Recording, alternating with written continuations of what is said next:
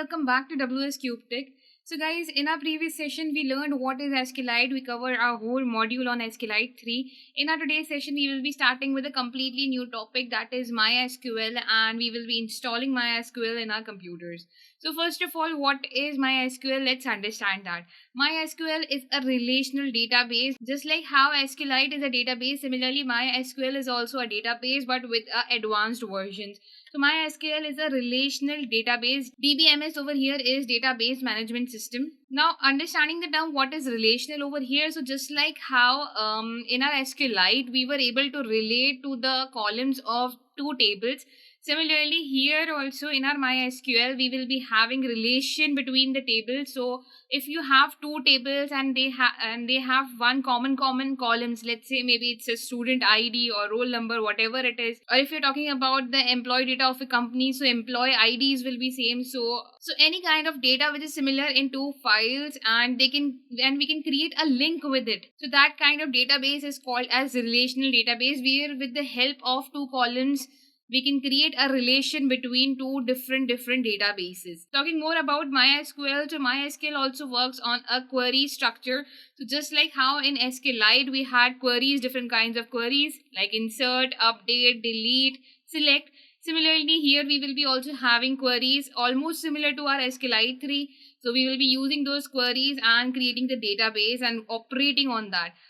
Just like how in SQLite 3 we had rows and columns and a whole table was formed. Similarly, here also we will be having rows and columns, and we will be managing our records with all the queries. Plus, there are more advanced function in MySQL. Plus, SQLite 3 is used when we have a small data.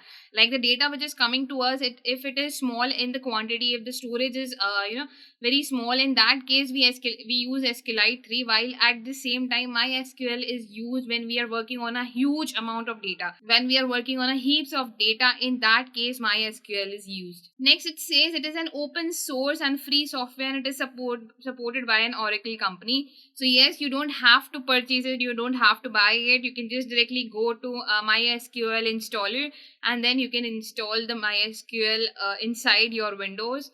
So it's a free source. All you need to do is just download it. Some other examples of popular DBMS are Postgres, Oracle, SQL Server. So these are also some of the popular DBMS, but we will be learning about MySQL, which is highly recommended and highly used at now. Why it is highly recommended and highly used at this point? Let's see the advantages of using MySQL. So it is an open source database software. That means you don't have to purchase it. It is open to all. Second, it is fast, scalable, and easy to use. So it works faster than SQLite 3 or any other databases. It is scalable. That means you can use heaps of data over here. So yes, it is scalable and it is easy to use. So simple queries are there, just like how in SQLite 3 simple queries were there. Similarly, here also we will be having simple queries. It is customizable. That means it allows us to modify it according to our choices.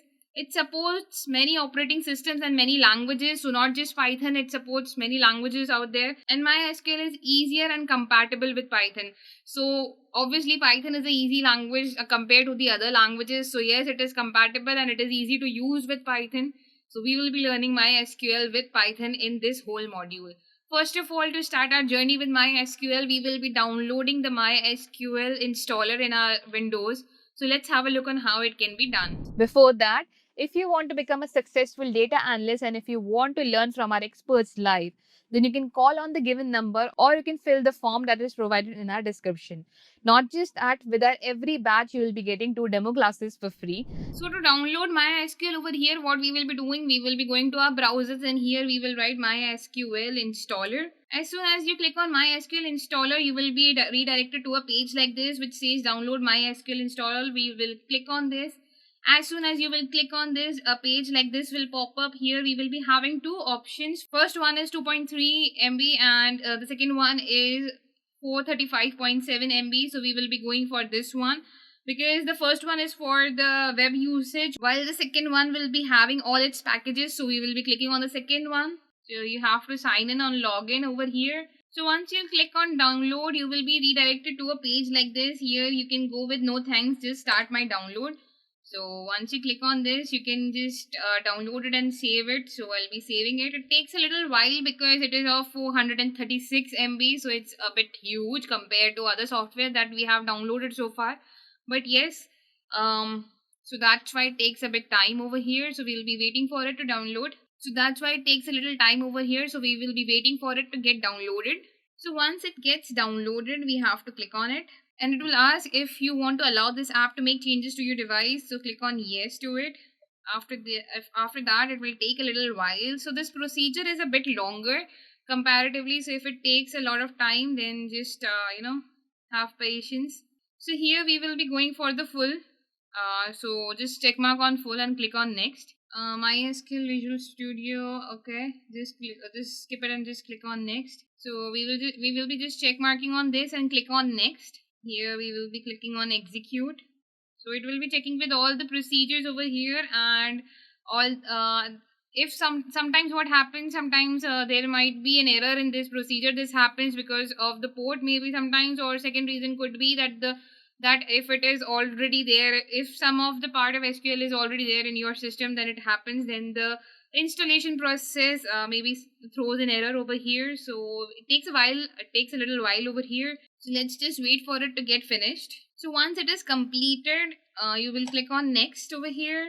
After that, next again.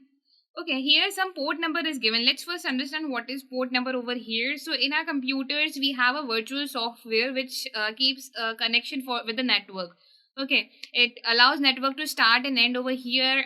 The port allows basically to manage traffic over here with the a port of an email would be different, a port of a web pages would be different. So it is operated by our computers operating systems over here. So basically port allows our computers to differentiate between different kinds of traffics that we get over here. So here to MySQL 3306 has been assigned. It could have been assigned to anything else as well. So if you want to modify it, you can modify it as well. Suppose if you want to keep it 3308, you can keep it 3308 as well.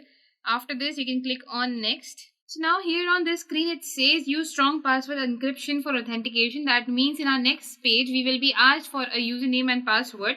The username over here in DB is already given, and we will be providing with the password over here. So remember one thing, whatever password you give, suppose here I'm giving 12345.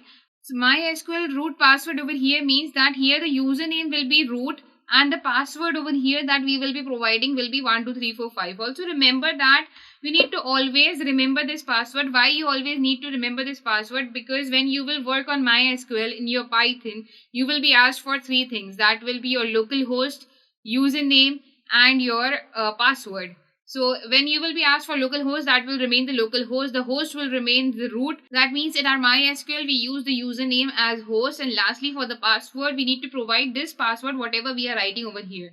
So if you want to remember this password, you can also note it down in the notepad that my password is 12345. So I'll just save it over here. So MySQL password maybe. And I'm saving it as MySQL password over here so that I'll always remember this. Now once we are done with this, we will click on next. Once we'll click on next, it will be asking us for here some information, and we'll just have to click on next.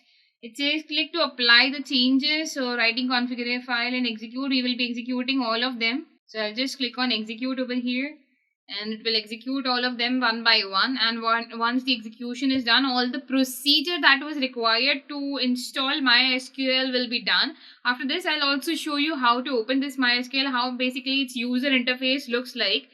So once we click on finish over here, we have next. We have host name and everything, test connection and everything over here. We'll just click on finish. Next. Password is 12345. We'll click on check, and it says that the connection succeeded. That means we have connected to the server over here. After that, next, execute, and it will again execute the configurations over here. It's a bit longer process obviously because it's a huge software. But yes, the procedure is very simple. All you have to do is every time you have to just click on next, and once we are done, we will be going for the product configuration and next. The installation procedure has been completed. Finish. Once we are done, we can just minimize it. And now once we are done, you can see over here how the workbench look like. Over here, we can click on local instance over here. Here it will be asking for our password every time. You can see over here, MySQL @localhost. So the host name is localhost. The username is root. It will always remain root over here. And we'll be writing 1 2 3 4 5, save password in vault, so that you don't have to write it over and over again.